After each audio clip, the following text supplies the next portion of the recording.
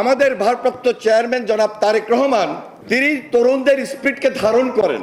দেশের বাইরে বসেও নির্যাতিত হয়ে যেমনি তরুণদেরকে একত্রিত করার চেষ্টা করেছেন, দীর্ঘ 17 বছরে যে আওয়ামী লীগ ফ্যাসিবাদী শাসন তৈরি করেছিল, অত্যাচার করেছে, নির্যাতন করেছে, গুম করেছে, খুন করেছে, সর্বশেষ জুলাই আন্দোলনে হেলিকপ্টার থেকে নির্দেশ দিয়ে শিশু বাচ্চাটাকে পর্যন্ত হত্যা করেছে। সকল রাজনৈতিক দলের সঙ্গে একত্রিত হয়ে তারেক রহমান সবাইকে নিয়ে যেভাবে জুলাই আন্দোলনের এই ছাত্র, এই যুবক, এই তরুণরা একত্রিত হয়ে ফ্যাসিবাদের বিরুদ্ধে সর্বশেষ লড়াইটা করেছি, আমার মনে আছে সেদিন ডিবি অফিসে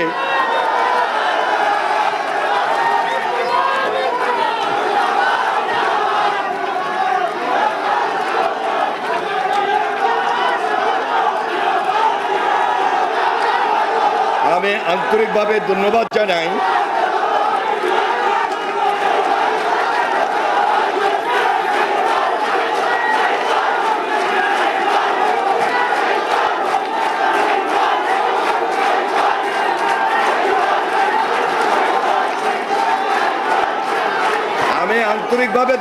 জানাই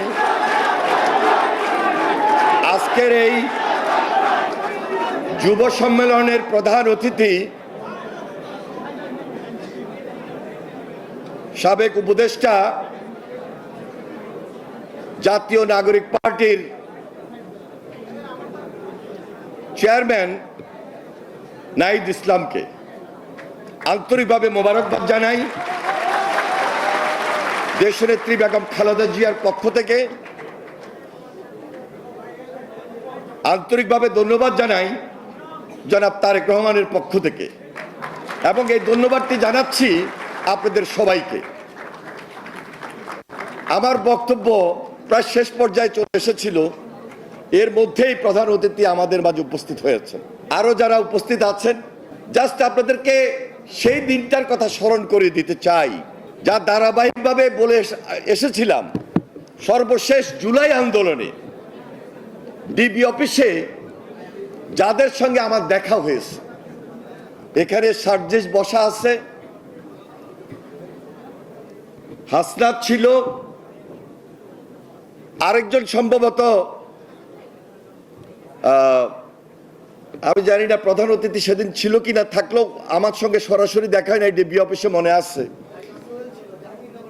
জাহাঙ্গীরনগর বিশ্ববিদ্যালয়ের, এর বাইরেও আর একজন ছিল। যাই হোক, সেদিন আমি শুধু একটা কথাই বলেছিলাম তাদেরকে মনোবল এবং সাহস দেওয়ার জন্যে, যে আমি যখন ছাত্র দলের প্রেসিডেন্ট ছিলাম, হাসিনা সেদিন আমাকে আটকিয়ে রাখতে পারে নাই, এবারও হাসিনা তোমাদেরকে আটকিয়ে রাখতে পারবে না।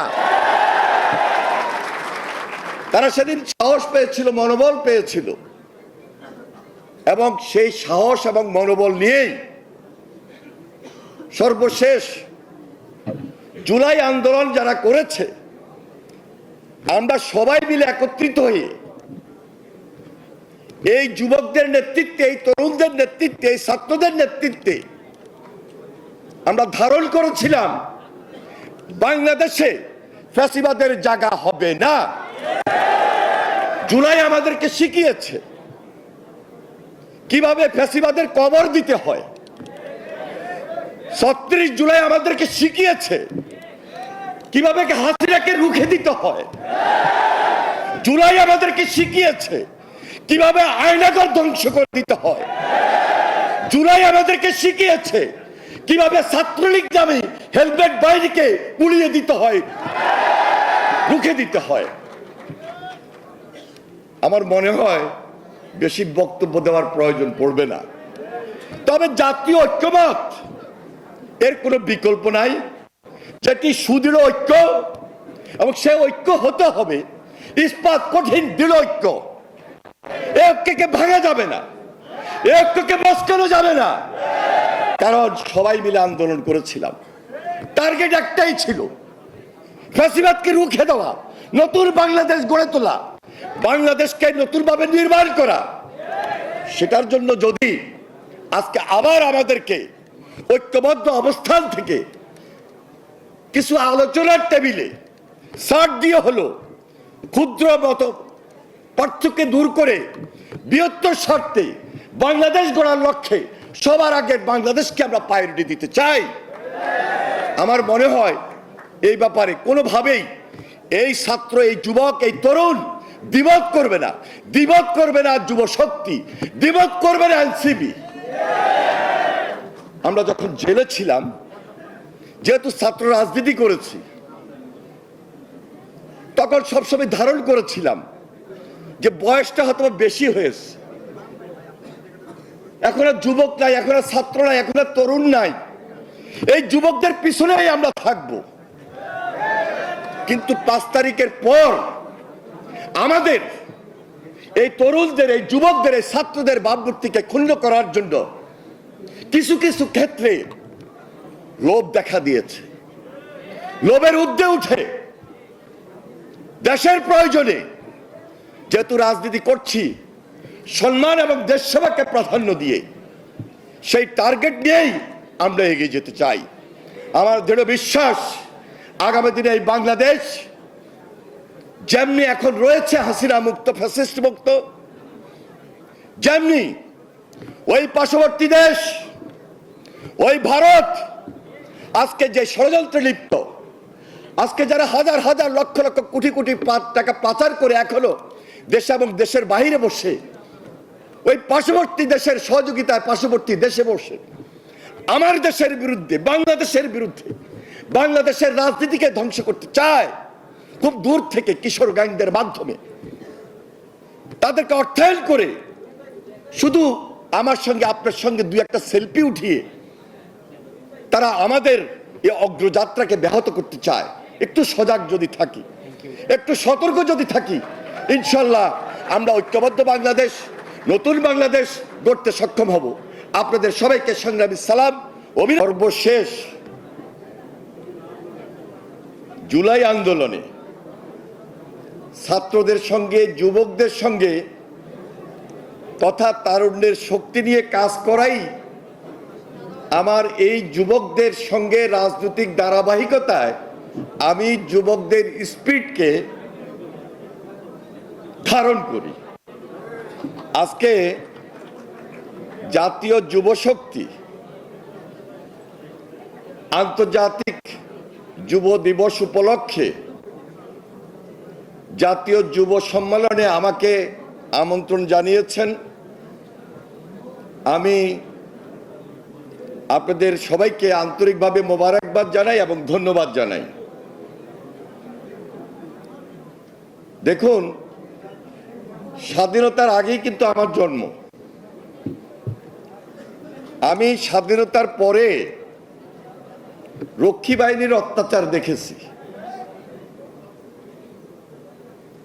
আমি আওয়ামী লীগের দুর্নীতি, দুঃশাসন দেখেছি।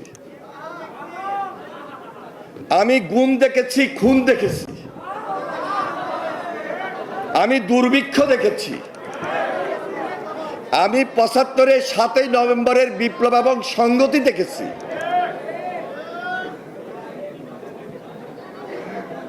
প্রেসিডেন্ট জিয়াউর রহমান স্বাধীনতার ডাক দিয়েছেন, স্বাধীনতার ঘোষণা করেছেন, রণাঙ্গনে যুদ্ধ করেছেন।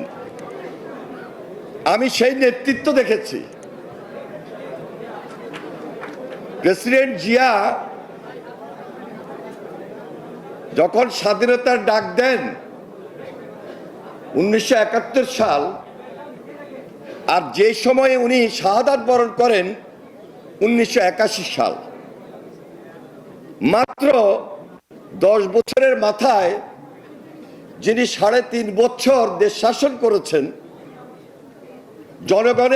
জনগণের সঙ্গে সম্পৃক্ত হয়ে, জনগণের বন্ধু হয়ে এবং যুবকদের নেতা হয়ে, তরুণদের নেতা হয়ে স্বাধীনতার যেমনি ঘোষণা দিয়েছেন তেমনি দেশ শাসন করেছেন এবং যুবক থাকা অবস্থায় প্রেসিডেন্ট জিয়া শাহাদাত বরণ করেন। তাহলে বুঝতে হবে যুবকদের স্পিরিট কত শক্ত ছিল, কত পাহাড় পর্বত ছিল। প্রেসিডেন্ট জিয়াকে দিয়ে আমি সেই উদাহরণটা দিতে চাই। 17 বছর আন্দোলন করেছি, সংগ্রাম করেছি, 9 বছর স্বৈরাচার বিরোধী আন্দোলন করেছি দেশনেত্রী বেগম খালেদা জিয়ার নেতৃত্বে। ঢাকা বিশ্ববিদ্যালয় থেকে শুরু করে সারা বাংলাদেশের শিক্ষা প্রতিষ্ঠান রাজপথে এই তরুণ বয়সের তরুণদেরকে নিয়েই, এবং দেশনেত্রী বেগম খালেদা জিয়া অত্যাচারিত, নির্যাতিত, মামলা হামলার শিকার হয়েও সেই তরুণ, যুবক এবং ছাত্রদের নেতৃত্ব দিয়েছিলেন। বাস্তবতা হলো দেশনেত্রী বেগম খালেদা জিয়া এখন পর্যন্ত সেই সম্মানের জায়গায় রয়েছেন, তিনি সম্মানিত। আমাদের ভারপ্রাপ্ত চেয়ারম্যান জনাব তারেক রহমান, তিনি তরুণদের স্পিরিটকে ধারণ করেন। দেশের বাইরে বসেও নির্যাতিত হয়ে যেমনি তরুণদেরকে একত্রিত করার চেষ্টা করেছেন, দীর্ঘ 17 বছরে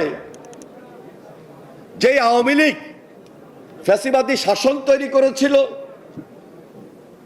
অত্যাচার করেছে, নির্যাতন করেছে, গুম করেছে, খুন করেছে, সর্বশেষ জুলাই আন্দোলনে হেলিকপ্টার থেকে নির্দেশ দিয়ে শিশু বাচ্চাটাকে পর্যন্ত হত্যা করেছে।